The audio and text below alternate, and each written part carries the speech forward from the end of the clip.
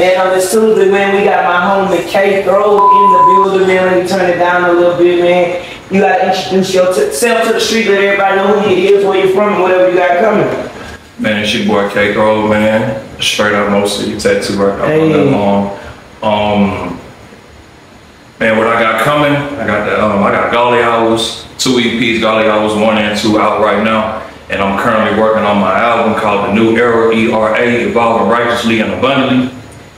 And that's on the way. And I got my next single, Riches and Glory, coming out September 13th. Man, oh, you playing my old stuff, so I'm guessing you done transitioned or switched over your music, or what's going on? Yeah, I transitioned. That first project, that was my first EP called Mentally Traumatized, man. I was just in an emotional state at that time. You know, dealing with man, a real bad relationship. I ain't gonna really get into full detail about it though, but that's basically what that project was about. That was kind of like my healing phase. And then I did another project with PA the Writer called Heart of Redemption. We dropped that in 2022. And from then, I took a 2-year break from music after having my little girl. My little girl was born in April that year.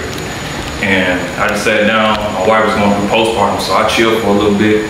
And then it was just on my heart. I just got convicted to do Christian raps. And that's what I came into 2024 and started doing. Because it's like now, I feel like I got the message, I got more substance. I'm 34 years old. So it's like, you know, it was just time to start talking about something different.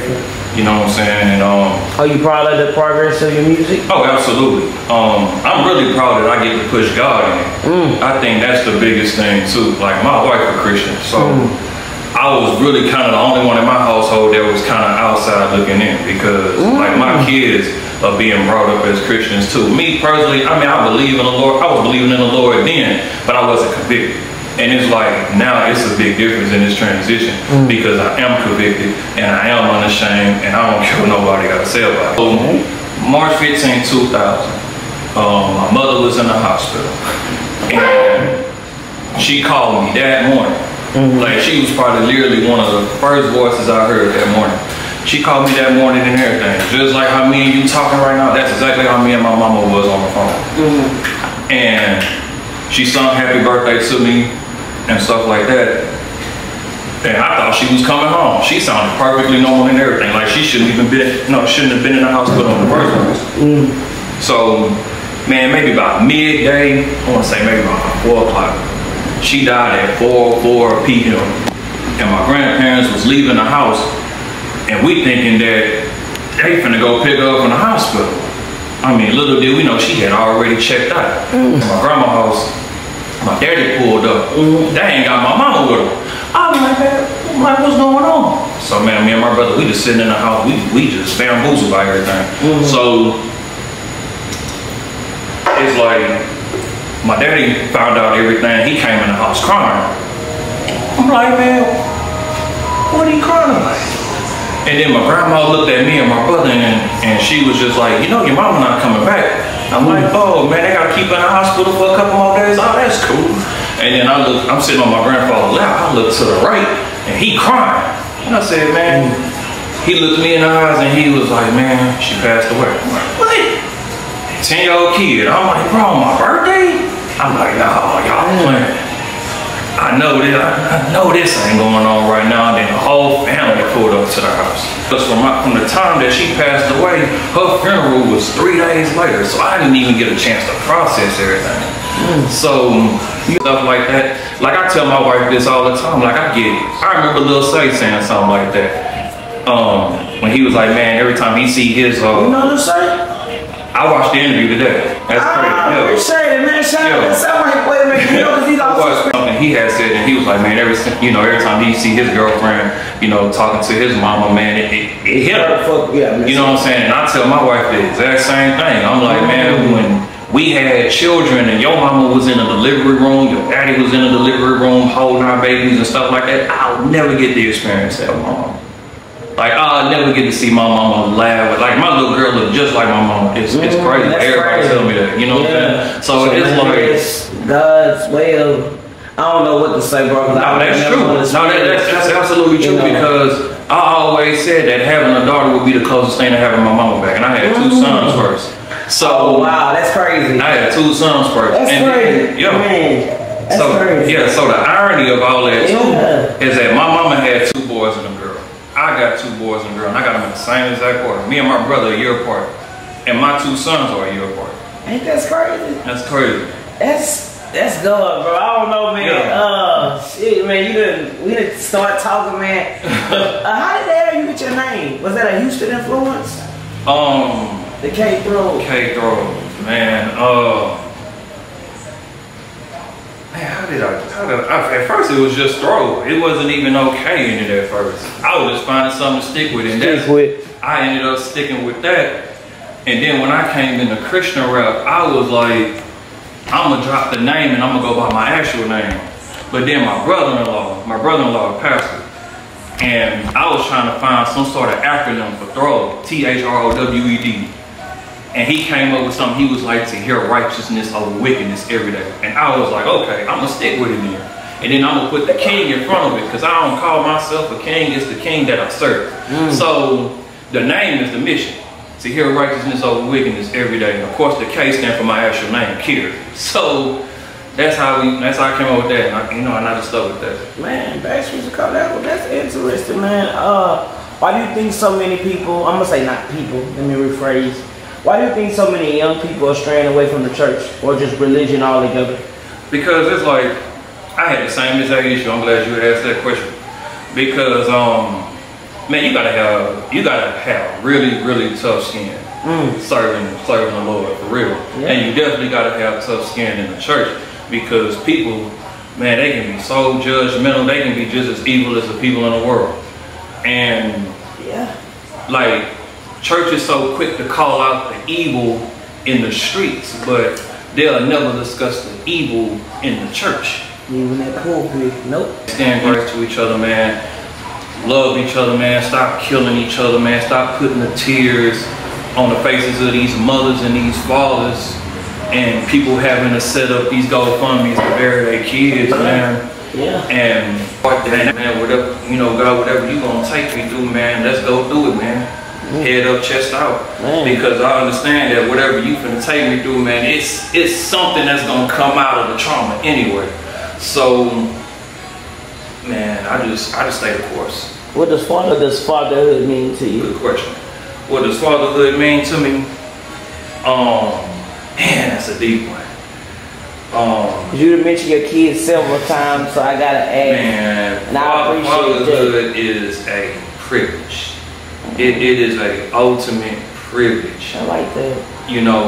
And it's nothing that I ever could take for granted, because, man, these kids are the future. And what you instill in these children is, what they gonna bring to the world one day. And that was kind of part of my transition too, because what I love about the music that I'm making, my 2 favorite songs off that project, I would have to say Love and Hate and Sold Out. And I'll go into detail of why each one is my favorite. Sold Out, I'll do Sold Out first. Sold Out, I like the way I rap on that song. And I don't know, it was just so much conviction in that song. Plus the beat was hard too. Shout out to my boy Easy, the producer. He made all the beats on that project too. And he made all the beats on the first one too, except one. I did the one that he didn't do. So, yeah, that was my 2 favorites. And the other song that I said was Love and Hate. Love and Hate, I really went through Love and Hate for real recently. And coming into Christian rap, man, you gonna see one thing, like, they ain't even just coming into Christian rap, it's just really coming into covenant with God. And when you really get closer to God, I'm gonna say this, he gonna reveal all your enemies and they ain't gonna never be strangers. And I did a show in June, and I had homies that I thought was my brothers trying to get me off the event. Yeah. You know what I'm saying? Like, man, we ain't gonna expose no names, we ain't gonna do this, we ain't gonna do that. But I could have stooped to that level. And that's when I felt like God was really testing me to see if I was gonna fall for the plot of the enemy. People are like, oh man, it ain't gotta be like this. Man, come on, man, let's be men, let's conversate. But a lot of men ain't men. And they want to be on that type of time where it's cool being your enemy. It's cool bringing you down. It's cool pulling you from your purpose. But man, you can't pull me from what God got for me. And I stand on you. You pay attention, like it's like getting a new job. You get a new job, everybody liking your posts, everybody congratulating you, everybody doing this, everybody doing that. But when you own your purpose, when you own something that's gonna elevate everything in your life, people don't rock with that. Yeah, they get weird with you. They get weird with you. Yeah. Because they scared you gonna get weird with them. But if you just a good person, like, I don't know, that's deep, bro. I ain't never think about it like that. Cause God is. One thing about it, even though He gonna reveal your enemies, He gonna put all the right people around you. That's gonna elevate what you got going on. That's gonna elevate your podcast. He gonna bring you the right artists. He gonna put you on the right avenue. He gonna line you with all the right things. So people that's like, nah, I don't believe in that God stuff, that religious stuff, man, Muslims and all that. Man. People that just true atheists. People like that, again, you just gotta extend grace to them. Right. You just gotta pray that God reveal Himself in their life and in their heart. Cause I done seen atheists come to Christ. Yeah. You know what I'm saying? Yeah. I done seen people that were Satan worshipers come to Christ. Yeah. Like, it's people in countries, in third world countries, worshiping and doing this and doing that. So God definitely having His way. And if He want to have His way with you, He gonna have His way with you. Yeah, you preach it, bro. So, I mean, I'll do verses for them too. You know what I'm saying? But it's got to align with what I got going on. I'm not gonna come on your song cussing or nothing. But you know what I'm saying? I don't discriminate. I mean, if we want to put it like that. So, for sure, I'm open to working with anybody in the city. And you mentioned Lecrae, so I gotta ask: do you think is it hard to break as a Christian artist, Christian rapper? Absolutely, it can be, but at the same time, I don't think it's too hard because I feel like Christian hip hop is getting its place in the music industry. I agree with you. You know what I'm saying? Like back then, it was tough because everybody would say, "Man, it's corny." Man, it don't sound right, it ain't this, it ain't that. But it's like a lot of these Christian rappers sound harder than these mainstream artists. You know what I'm saying? So it's like, it ain't hard, but it's like going to these events and you might be the only Christian rapper there. You might meet God in different places. And I'm glad you say that. You like, you know, some people, you know, encounter God here and there because that's true. You don't always have to encounter God in the church. Like God is everywhere, God. He got a 24/7 hotline. When He wanna find you, He gonna come find you. He'll find you in your. What's your thoughts on prophets that be on the street preaching?